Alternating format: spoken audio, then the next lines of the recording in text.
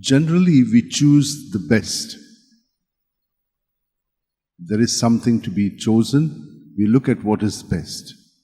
If we have to visit a school or a doctor or a teacher, we choose who is the best. Why do we do that? Because we feel confident that they have the full knowledge and they will give us the knowledge or treat us according to it. Today, we are looking at two things. One is the law and the other is the spirit. The law teaches us how we should do the things. But after some time, we do not follow the law like that. It is assimilated in us and we do it. So all those who are the best, they know what has to be done. They have assimilated it. They live it.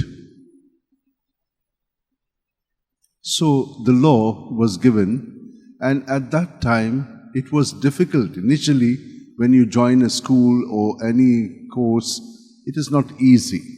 But after a year, that same thing is so easy for you. Why? Because it's become part of your spirit now. It is lived internally in you. So Jesus has lived truly everything that is expected of us to be and to do according to the plan of God. And He has risen, and He is the Spirit who is given to us. So with Him, we can follow everything with ease. And that's what the saints have done. They have united themselves to the Lord, and His Spirit has led them to everything that should be done by Him through them.